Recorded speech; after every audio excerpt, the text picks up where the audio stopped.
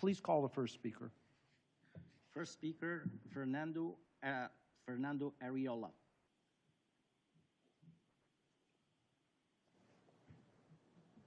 Thank you. My name is Fernando Ariola. I am the Community Relations Chair of NEST. I have two messages today.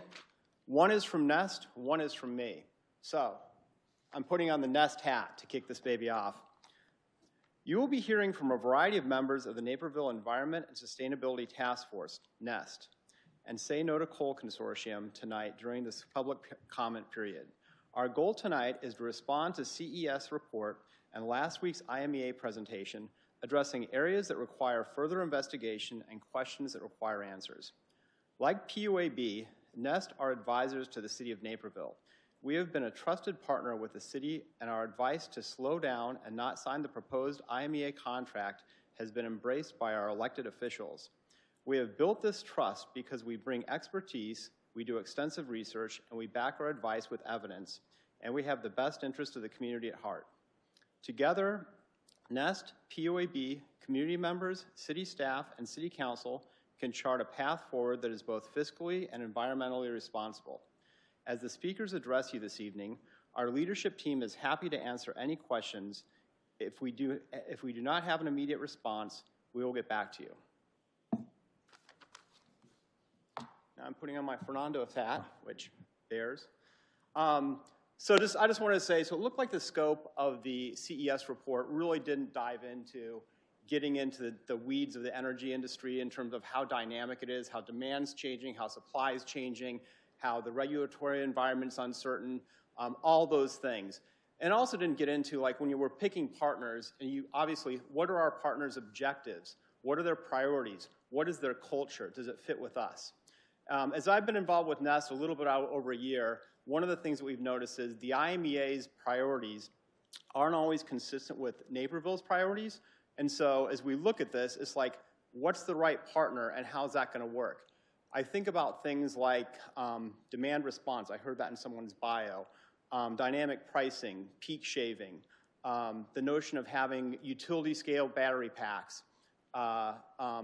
virtual power plants that's made up of diversified energy resources, all those things.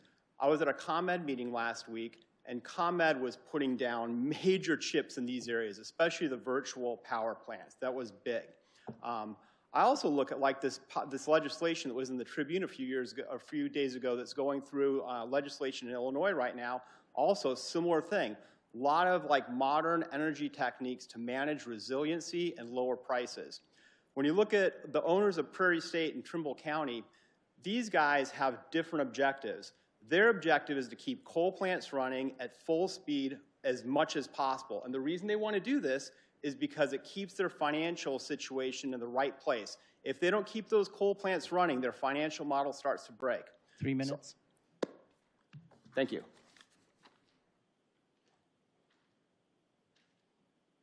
Next speaker, Teresa Huss. Good evening. I'm Teresa Huss, a longtime resident of Naperville and a member of the Say No to Coal Consortium. And I'm here to respond to IMEA's presentation last week. We agree with the chairman that facts matter, but IMEA's presentation didn't tell the full story. On costs, IMEA omitted ongoing maintenance and replacement costs for aging coal plants. They mentioned rising transmission costs as if they were inevitable. But their contract restricts local generation and storage, which could lower those costs. The 30-year contract they have to source power from Kentucky means the cost of putting power onto our grid is likely to keep climbing. And their Trimble County ownership contract requires purchasing electricity regardless of cost, creating risk and uncertainty. Now, IMEA's wholesale rates have been higher than ComEd's for years, which they do not mention. Their competitive residential rates are simply offset by higher commercial and industrial rates in Naperville, negatively affecting costs to our businesses and our schools, the latter of which, of course, are paid by residents through our property taxes. But the bottom line is any claim that IMEA makes about costs from the years 2035 to 2055 is pure speculation because the contract is silent on costs, making apples-to-apples comparisons impossible. IMEA also used some misleading data. They inflated the renewable energy claims by using nameplate capacity instead of capacity factor, which would be more accurate for wind and solar. They talked a lot about renewables, but didn't mention that 80% of our energy comes from coal still. They claimed they had more renewables than Illinois, but federal data shows that's just not true. Illinois has 14.75%, IMEA has 12%. But most critically, 84% of IMEA's electricity comes from CO2 emitting sources like coal and natural gas. In Illinois, that's 31%. That's an incredibly stark difference. So going with IMEA means that we will fail to meet our sustainability goals. They claim to be transitioning to renewables, but the fact is today 80% of their portfolio is coal, and by their own data, in 10 years, 80% of their portfolio is going to be coal. The climate goals laid out by the City of Naperville, by the City Council, will not be met with IMEA, and we'll all pay the price environmentally and financially. But Naperville has a chance to make a forward-thinking decision. We don't have to be tied to a polluting energy source for another 30 years. Clean energy isn't just possible. We've seen it all over the country, all over the world. It is necessary. We urge the PUAB to join us and demand real answers, support public forums so you know what the residents want, and ensure that Naperville isn't locked into an outdated contract that fails our businesses, our residents, our schools, and our future generations. Thank you. Next speaker, Ted Farrar.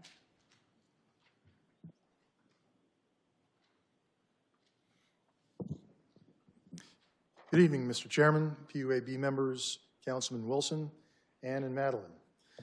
I'm Ted Ballard, Nest co-chair. I live in Naperville and am a ratepayer.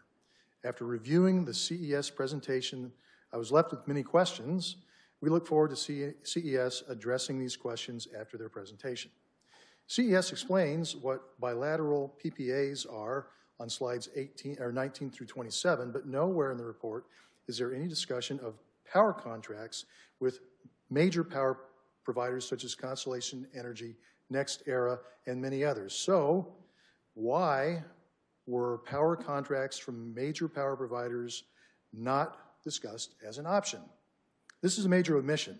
Power providers with whom Nest has spoken have said they would be eager to compete for our business. Naperville by itself is certainly large enough to have the same leverage to negotiate a good deal for Naperville. Power providers are able to provide the same services IMEA offers and more, and could provide pricing and emissions data in formal quotations for several different types of energy portfolios. Members of council have said publicly we need to use normal procurement processes and obtain quotes by issuing an RFP. Surely this option needs to be considered. And I have another question for CES. Why was peak shaving as a capacity mitigation strategy to reduce costs by lowering peak demands not discussed? CES made a point on slide 15 to discuss the cost of capacity prices due to increasing load in PJM and discuss the impact to our bills. None of the capacity risk mitigation strategies suggested on slide 17 include peak shaving, which can be achieved through the use of batteries, distributed energy management systems, time of use pricing, energy efficiency programs, and other technologies and policies. CES describes an option to sell our utility to ComEd on slide 6, but did not cover this option in this report. So why not? Why was this option not covered? Well, the option should be considered to provide a more complete picture for decision makers. At a minimum, there is value in exploring the many programs ComEd offers to its customers to provide energy choice, reduce demand, increase energy efficiency, fund renewable energy credits, and pursue electrification that Naperville Electric and IMEA together do not offer. If one is to compare the costs of NEU plus IMEA to ComEd plus a choice of power, one must also look at benefit streams in order for this comparison to be apples to apples. Thank you very much. Next speaker, Joe Huss.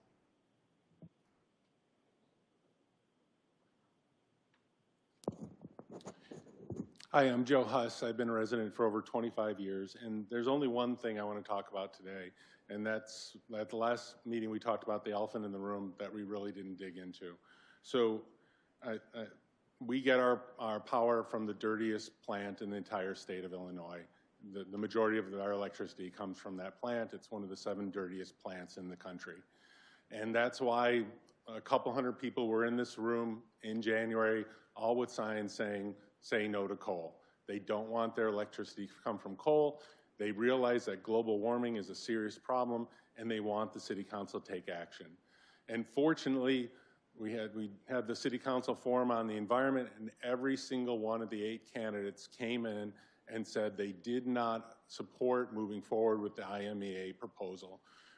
Our city councilors are listening to us, and we appreciate that they're taking input from the citizens.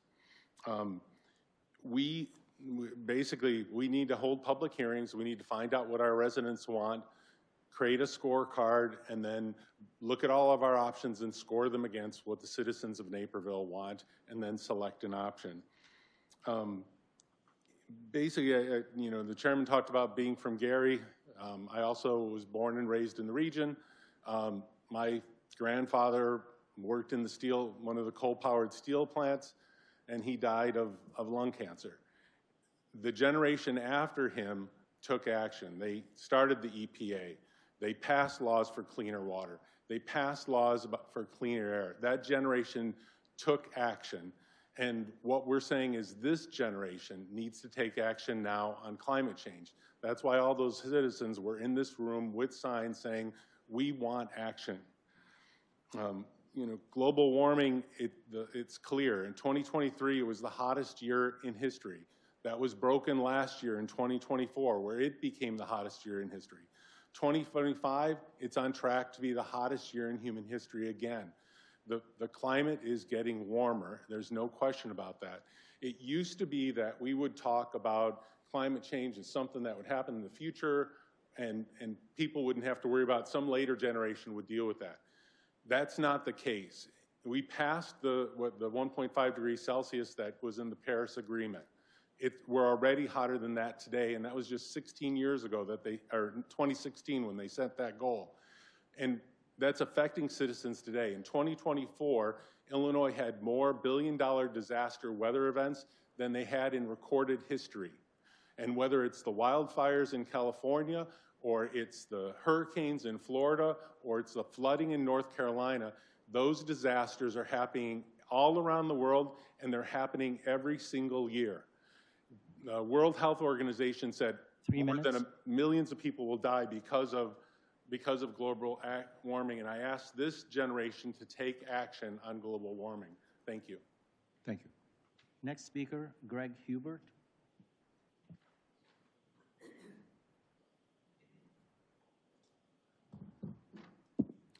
Good evening, PUAB, Councilman Wilson, and CES.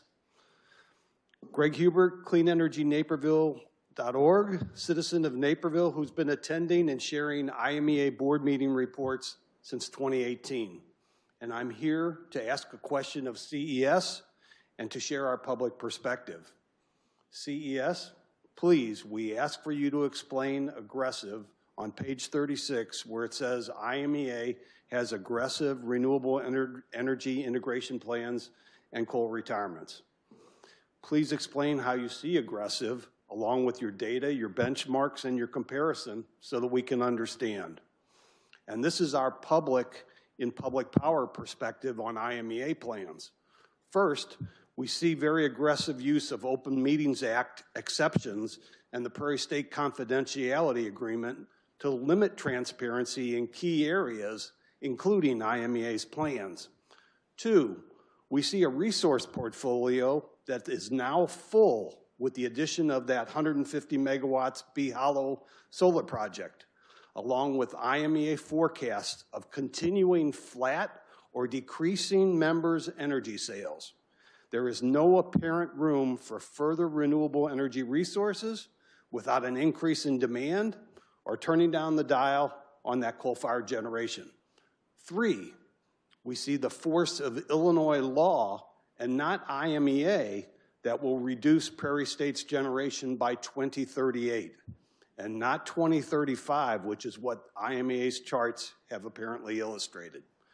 4, we see an IMEA Vistra coal contract that ended in 2022, earlier than planned because Vistra announced plans in 2020 to pivot to clean energy and early retire its own coal fleet in Ohio and Illinois. Before this last item of my public comments, please I ask that you review the list and additional items that I've given to you and to our electric director and to CES. Number 5, during the IMEA resource plans presentation at the October 2024 IMEA board meeting,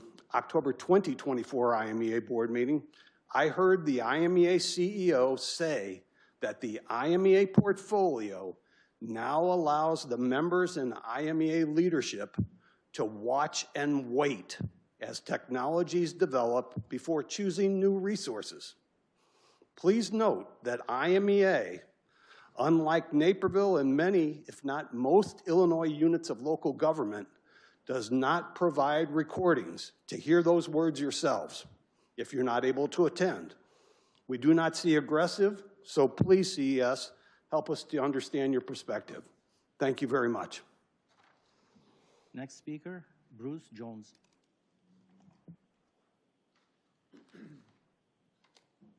Hi, Bruce Jones, longtime Naperville resident.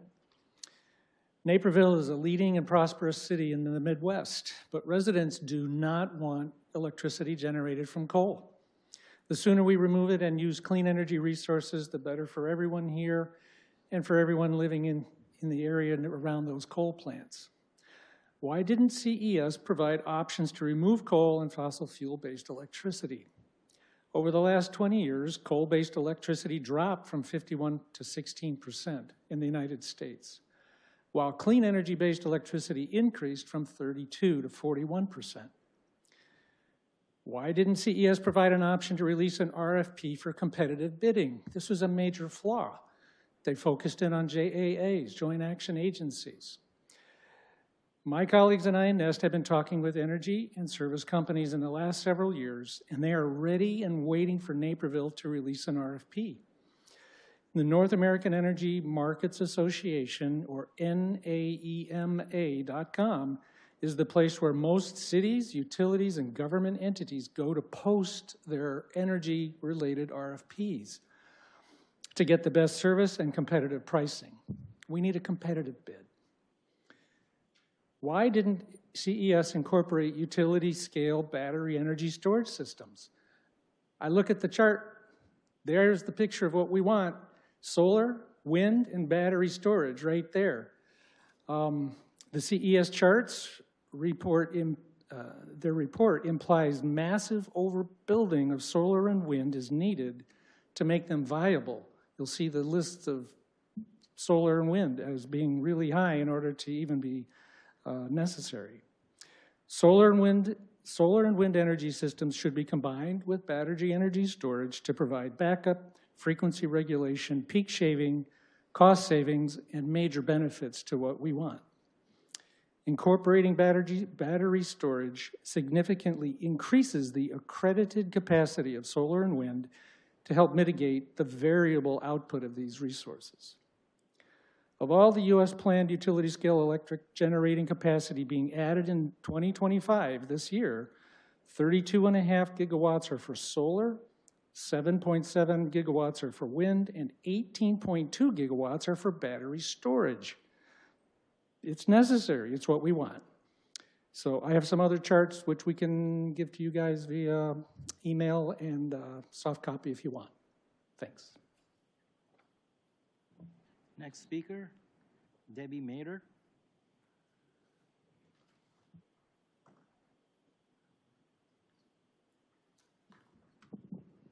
Good evening. My name is Debbie Mader, and I'm a resident of St. Charles and a member of the Tri-Cities Clean Energy. I'm here tonight because St. Charles City Council also has a decision to make on whether or not to sign the IMEA extension, and we are all watching what is happening here in Naperville. very closely. I was hoping that the CES report would provide detailed information about the options available to our cities and comparison for those options. I am so specifically concerned about risk. I was wondering why the CES report doesn't talk about the risk of signing a 30-year contract with anybody. I'm not an energy expert, but I have become a student. Earlier this year, we hosted an energy forum in St. Charles, and we had 3 industry experts, each with very different backgrounds and opinions. The forum was held to help educate our residents about the energy market and the factors to consider in our energy future. Each one of these experts spoke about how rapidly the energy market is changing, how quickly renewables and battery storage are improving and becoming less expensive than coal. They described how the energy market is exponentially evolving with more sustainable, renewable, and affordable options. Why would we sign now with a supplier who clearly wants to continue providing us with a heavy mix of coal-fired energy for as long as they're able? If we sign now, we may lock ourselves out of the newest technologies, along with affordable energy and more sustainable solutions for our cities. So that's all I have. Thank you very much for your time and attention and for the hard work that everyone is doing. Next speaker, Tom Coolman.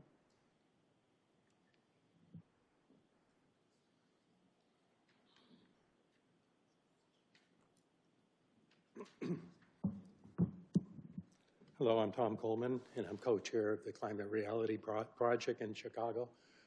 We're a 700-member organization.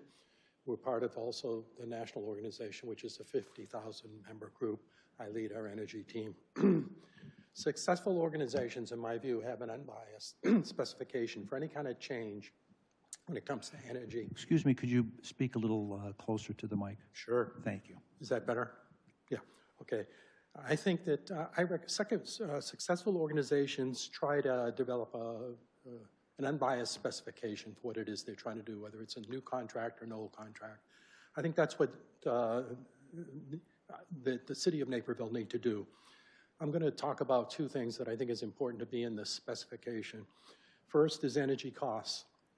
The goal should be to improve life cycle energy costs versus current costs. The second thing would be to develop a view of energy costs in an unsubsidized version, okay, using a levelized cost of energy. If we look at that, we see from Lazard that the cost of wind is about $50 a megawatt hour, solar is about 61, coal is about 118, and nuclear is about 182. Now, Naperville should compare the costs of ComEd, shouldn't compare the costs of ComEd cities because they're about 54% nuclear, and nuclear is the most expensive form of energy. I suggest using unsubsidized costs because there's no guarantee with the current administration or future administrations whether or not subsidies will be retained, whether it be for renewable energy or for fossil fuel energy. And it turns out fossil fuel energy is the most heavily subsidized form of energy, much more so than renewable energy. The second part of this is the sustainability goals that we should really have. The USA is the #2 annual emitter at about, with a total global emissions of 53 gigatons. Now, when we look at that, we're also the United States is the #1 cumulative emitters of emissions in history at 431 billion metric tons. These emissions, like CO2, last in the atmosphere up to 1,000 years. So you can imagine how that builds up over time, causing a problem for our future. Therefore, Naperville's energy specification should have strong sustainability goals. We need these goals to survive political changes, which always happen in federal and state and cities. And I think the NEST group in Illinois, in Naperville, is an excellent group to help make decisions about sustainability and costs. Finally, there's no guarantee that the IMEA as a MUNI will continue to be more or less separate from what ComEd and Ameren have to comply with as far as CEJA goals and so forth for emissions. So therefore, even though it is today, I wouldn't count on it going in the future. As far as the CES analysis and the IMEA analysis that I've seen, there's real concerns that I don't have time to get into today, but all I can say is things like South Dakota, Iowa, Idaho, and so many red states today have dominant forms of renewable energy in their portfolio. And blue states, of course, like Vermont, is 100% right now. So I think that it would be helpful for the PUAB, City of Naperville, to consider these things. Thank you very much. Our next and final speaker is Kathy Clarkson.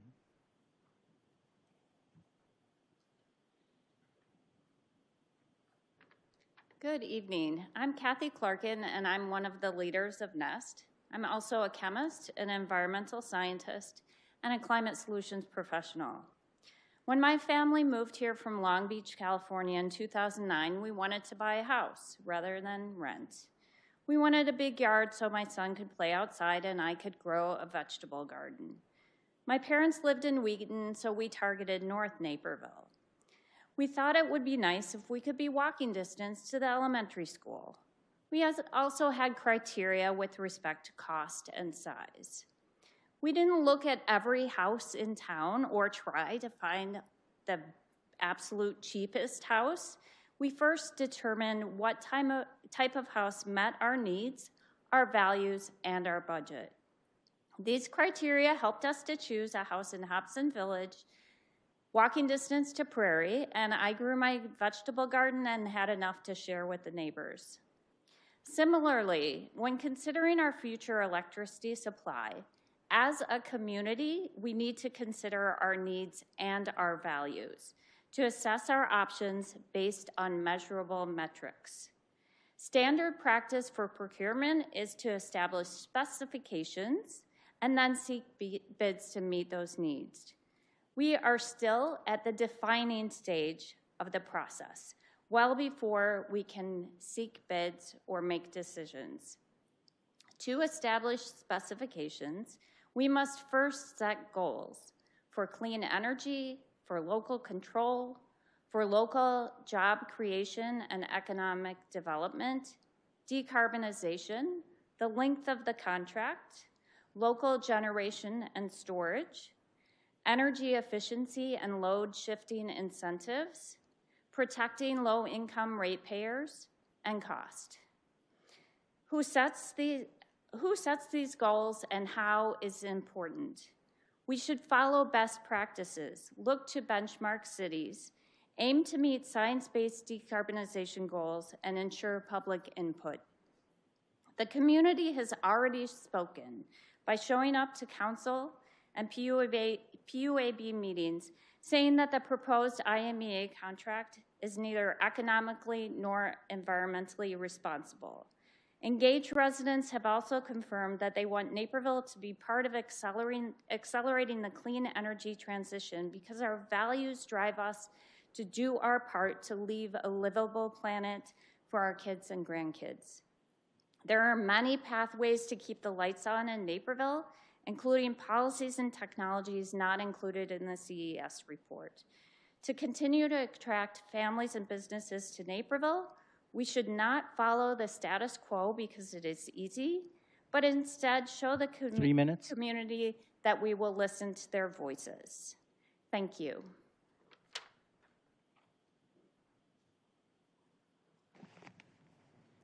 Thank you very much, everyone, for that. Is there anyone else that wanted to be on that list and didn't have an opportunity to sign?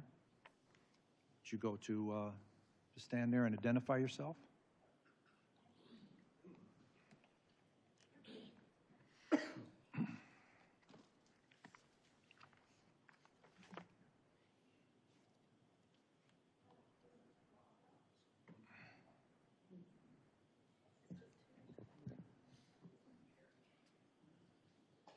Next speaker, Nanette Wild. Yeah, hello. I'm not one of these speakers who has so much information to Please, share please with you. speak close to the microphone, Closer? please. Yes. Okay, there. But I do believe in science, and I mean, the kind of things that I see say net zero isn't even enough, that we have to do more than that. And I was really appalled when I first found out that Naperville's connection to this highly polluting coal plant, and I think it's bad enough we're stuck with them for the next 10 years without extending that to 30 years. And I mean, I have 14 grandkids, and I really would like the world to be a better place for them to grow into. And that's about all. Thank you. Thank you. Next speaker, Larry Cole-Latch. Yes, my name is Larry Cole-Latch. Not to be confused with, burning coal into ash, but I'm a resident of Naperville for 30 years, and I worked at Nokia, and one of the things that I heard from Tom and from Kathy was, what is our environment going to be like given the CES evaluation? What makes Naperville livable and attractive for businesses as well as residents like myself? One of the things I'm concerned about that maybe is not well explored is perhaps a multinational company like mine, Nokia, is rather waning. They're responsible to report back to the EU standards, which requires ESG. They have to report, for example, social environment impacts of their businesses. And when they decide, as our plant decided, to move their people from Naperville to Texas, to Austin, Texas, or Fort Worth area, I'm wondering why would they do that is potentially one of the questions that they have to answer is, where's my power source coming from? And I see in the CES report that ERCOT, which supplies much of Texas and that surrounding area, is perhaps the lowest cost and contains a large amount of renewable energy. That's the only point I'd like to bring up today. Thank you. Thank you. So that's